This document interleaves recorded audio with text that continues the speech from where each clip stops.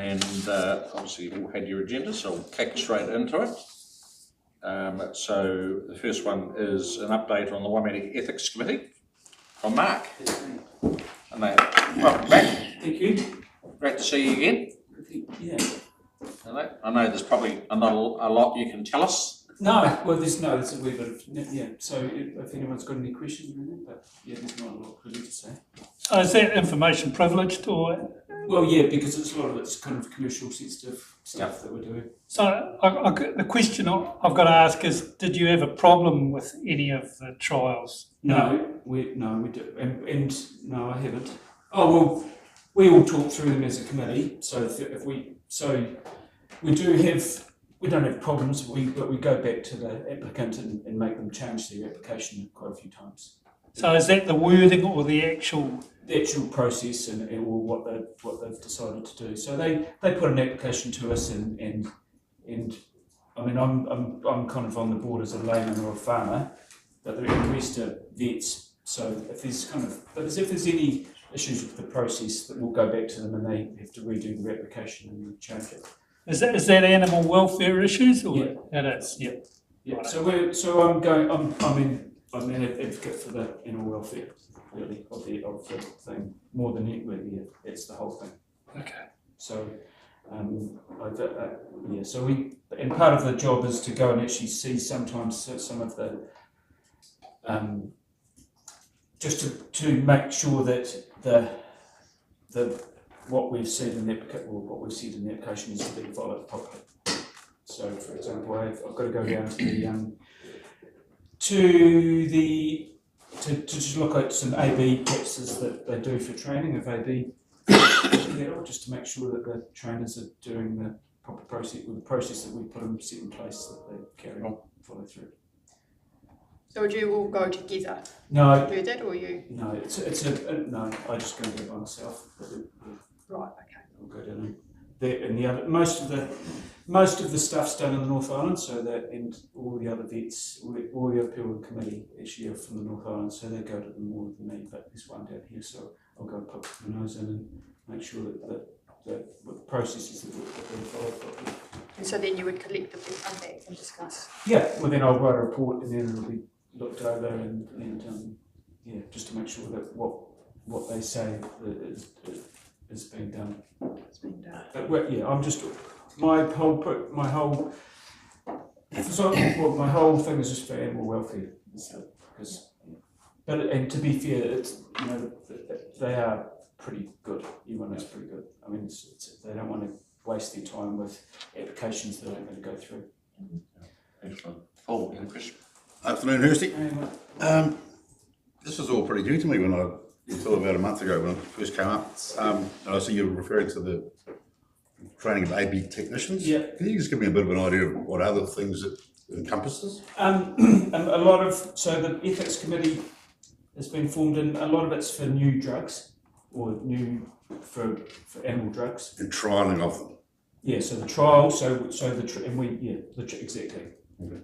So there's as you're aware, there's kind of a lot of boluses and things around for methane and things that are coming through, and then there might be just changes of of uses of drugs that have to be kind of put through. So we just go through those applications. And there's regulatory oversight anyway.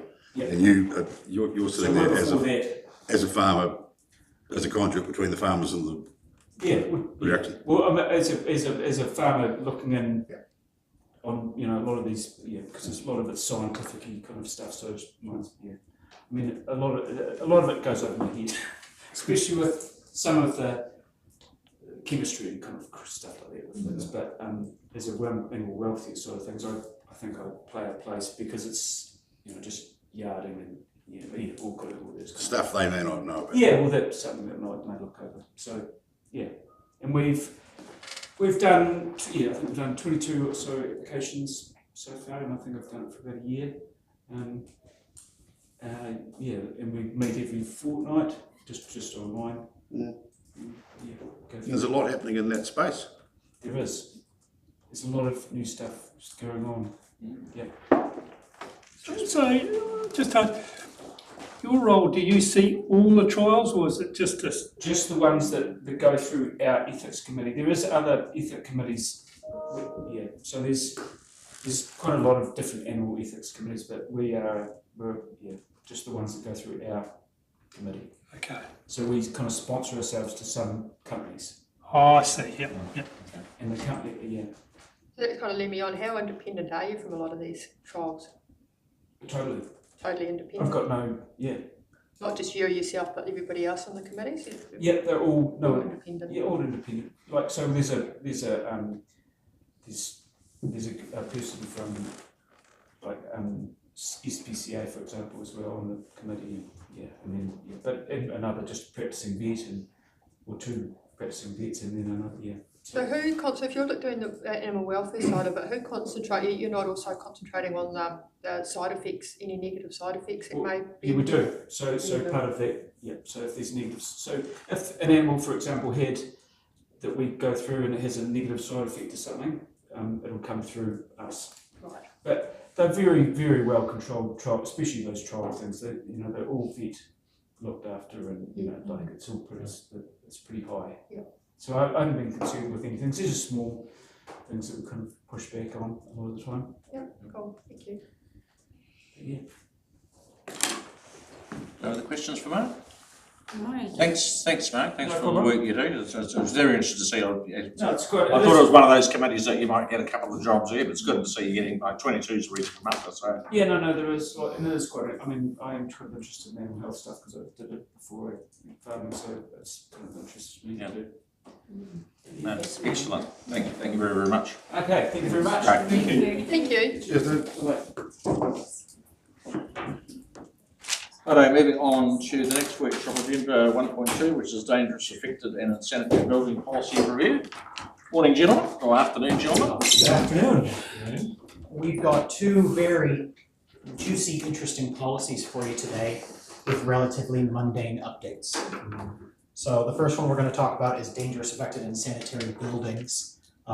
In 2025, all the BCAs were reviewed, mainly looking at this policy to make sure that it was up to date. It's a very serious policy that has to do with regulating buildings for public safety in the district. In that review, we received recommendations from central government saying two things. One, they'd like us to streamline the policies into a single policy. The second one being they would like us to include affected buildings in explicit terminology. The reviews that we're putting in front of you today undertake those recommendations and make sure that our policy is up to date, fit for purpose. It does not change in any way, shape, or form how we regulate buildings. It is a continuation of our existing policies. And I'd like to thank Stu Chapman. He was instrumental in making sure that this policy was accurate and relevant and fit for Waimate.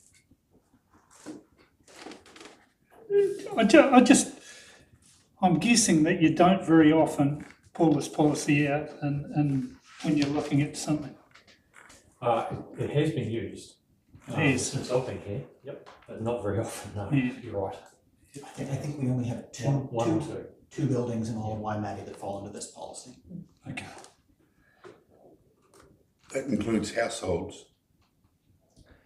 To a degree, yeah, there's different rules around households. I just noticed that, and that sort of leads to what I'm wondering is, it seems that you have to go fairly hard to even get to inspect something. Yes, slightly different process for getting into a private household, go through the district court.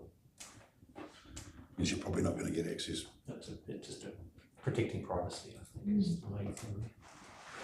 And that would be where most of the problems would arise in the households, for sanitation. Not necessarily, no. Would you, with the household one, you need to have a complaint from somebody about that Yeah, directly if we before? don't have the information, Yes, you we're would very just, reliant on yeah. somebody providing us the information, suspicion that things are wrong.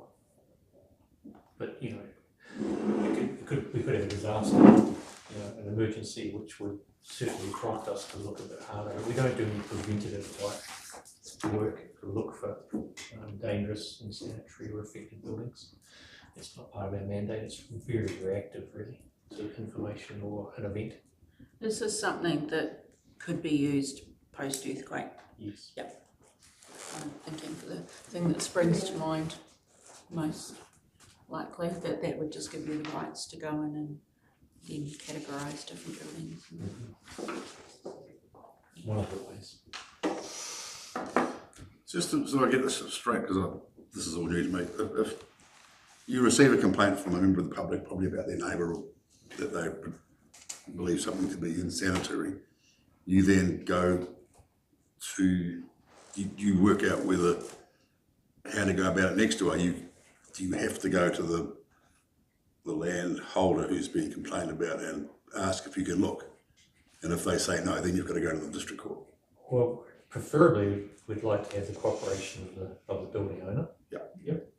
And that's probably the level we'd go to first. And you would normally get that, or it's just not something that happens very often? Well, it just doesn't happen very often, so yeah, it's on a case by case basis, but my preference is that we always go in low. It's much easier to go up than it is to come down. Yeah. What about people P-labs, have you come across that, or would you not get involved? Thankfully not, but that the police would probably lead the initial response to that. Yeah, This policy would come into play? quite possibly, yes. Righto, any other questions for the guys, or anything you want to highlight you think that needs changed or updated, or all looks good to me? Yeah, it looks, it seems quite sensible to combine them. Yeah. It's not going to be too hard to combine those two tables for insanitary buildings and dangerous and affected buildings. Pretty much, They're pretty much the same. they're pretty much the same, aren't they? There's properties outside of this. What do you mean? So like, let's say you have a neighbor who refuses to mow his yard or anything like that, where it becomes like a fire risk, or have vermin living in it or something like that. Is that outside of this policy, or is that something separate? Yeah, that's That's something certainly separate. covered under the district plan. Yeah. And that's what we need to look at when we get around to doing that district plan review, because of the issues that we have around town with people not maintaining building sites and things like that. But at the moment, we don't have the power to do anything about it. So that's one of the key things we need to look at when we do the district plan, is to give ourselves a bit more teeth to ensure that when buildings are removed, the sites are cleared and you know, Tidy. overgrown sections and things like that. So, but unfortunately, this doesn't cover it. As we're reading the policy, I learned something once. I learned what rack rent is. I thought it was a typo, but it's actually a technical term to identify who's actually responsible. Should the property go to rent, they would receive it. It's a technical term. Oh, I thought It's it a- was Yes, I interesting. highlighted it to get hold of Dylan and say, hang on, we've got a typo here, and I thought, no, I'll just look it up first before I put my foot in my mouth.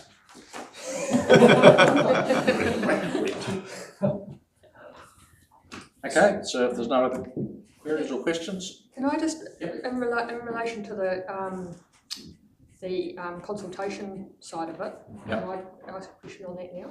yes. When we've got our timeline, we've got the community consultation begins, and then we've got another day for oral submissions in sign language into Te Reo Maori. And then we've got the hearings held for submitters a month or so later. Why can they not be done on the same day? Why do the oral submissions and the actual hearings for submitters have to be done on different days? It's a different process. I know it's a bit confusing because of the way it's phrased, but it's a day that we allow people to come in to fill out, and who can't fill out a paper submission, they can dictate it and it's filled out in their name. So it's Or actually they part can of the do it in submission sign process. language Yeah, and we complete the paper submission for them. right. It's not their oral submission to council, it's just Right. the Right, completion that's of what I it. thought. It's just But the why do we not transcribing of the Correct. Right. submission, Either writer. either verbal sign or. Practically, that won't happen very often, I don't so. think it's ever happened. Yeah. No. We just, it's a principle of consultation that we have to offer. I get- You know, because I was thinking, people would love to hear these submissions just because they're being yeah, why they had to be on a different day. I thought they were, talking to their submissions. So I know that clears that up, thank you. No problem. So is that same process available to ESOL, like with other languages? Yeah, well, that was and my stuff? other point. Like, is that, Yes, So- if they so- call in and make an appointment, yeah, we so need to you could facilitate organise their a ability translation?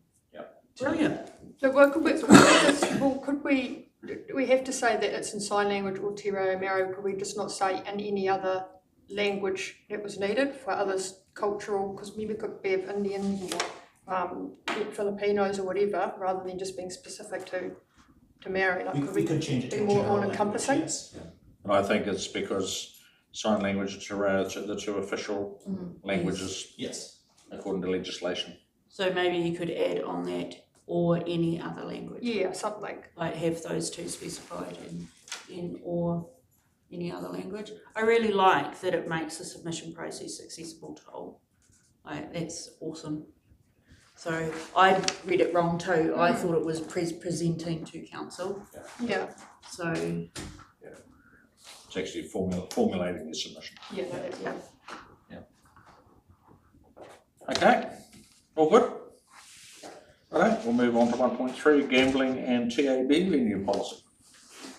All right, both of these ads have something similar in that they are required to go out to consultation when they are updated because of the seriousness and the gravity of the subject matter. One being public safety, the other being perceived gambling harm. So that's why these are going to consultation, even though the changes that we are making are mainly administrative and do not change council's attitude towards either. So the gambling and tab venues policy, we have to review this every 3 years. In the process of this review, we discovered that there was a miscount in the number of gaming machines at one of our venues. When we talked to was it NBIE? DIA. When we talked to DIA, they confirmed that the license for the machine predated our change in the policy, which confirmed that there was a miscount. So what we are doing now is making sure that that machine is corrected for, updating the number to be 9. This does not increase any gambling machines already in the district or allowed for it. It does not take council's sinking lid policy out of play. It is purely administrative and means to inform the public on the number of gambling machines in the district. How many do we currently have across our district? 17. 9 plus 8, 2 venues. Awesome, thank you. And do we have a TAB? yes. Get rid of Should that. just ask you. Get rid of that. We do separate royal. Where are the two venues? Sorry? Town Country Town Club. and Country, oh, the PNC and the Royal. Yeah, Town and Country Club. Yes, that's got it. Plus everyone has access on their phone these days. Yes. That's right. Yeah, sort of ironic, isn't it? So in this gambling and TAB venue policy and legislation does have some very specific language of things that we have to undertake during this consultation. In part of this consultation, we must inform any class 4 license holders that this consultation is happening. So we have talked, Dylan is going to be reaching out to them and telling them that this is happening. We don't expect much pushback because it's not changing anything. When the policy is finalized, we need to send it to DIA and to the CE of TAB. Okay. I just see in 8.2 that the total number of gaming machines around the combined venue must not exceed 16. Correct. But if those two venues were to combine, you would have 17. They can't combine. They They're can't different types of premise. Okay, cool. I just had one other question too on 6.3. The proposed venue must be in a lower deprivation area in comparison to the location of the existing venue. Can you explain that to me? In the event that there would be a relocation of class 4 venue, the venue owner must undertake a gambling impact assessment. In that process, areas for potential opening are graded for an effect on the community in that process. And so if you move somewhere where there is a perceived harm to the community, it could be disallowed by DIA. Because that would be a higher deprivation area. Correct. Okay. Right, So okay. it's in an attempt to try and keep it away from things like schools and kinder facilities. That would be saying it's a high deprivation area because it's affecting communities that are adverse to gambling facilities in that area. I don't think it's an issue we'll have to deal with. No, No. no, just, yeah. And so relocation of, because this was the sort of area that I was like, oh. So effectively if the Royal rebuilt a new Royal somewhere, then they technically could apply to move the licence.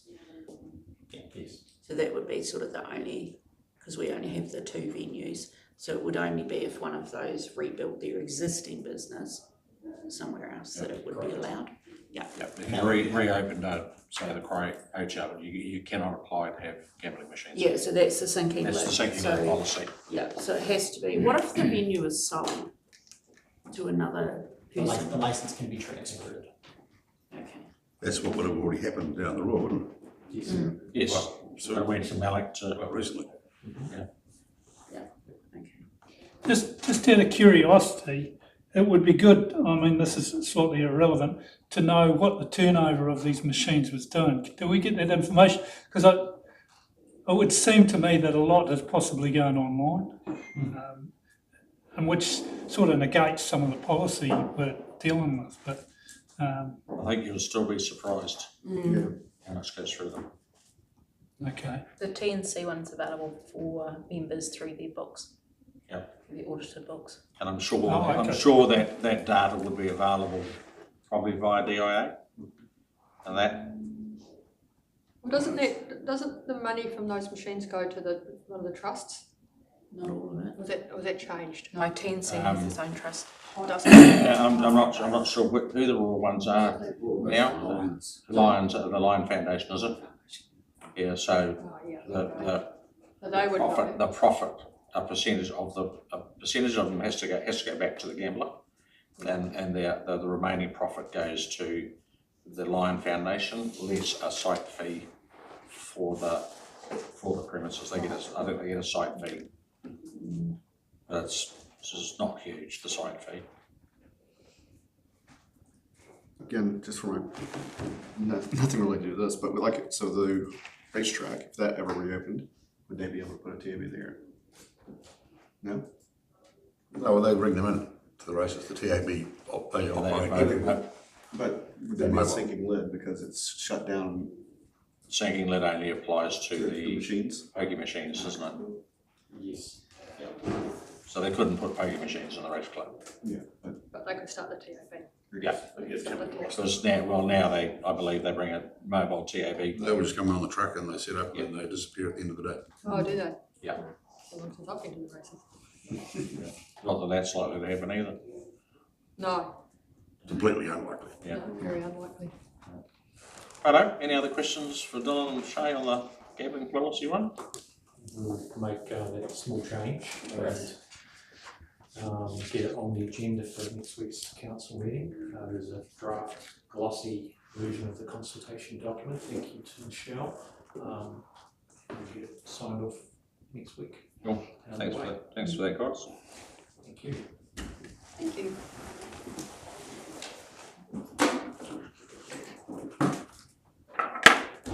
That's us. We're all done.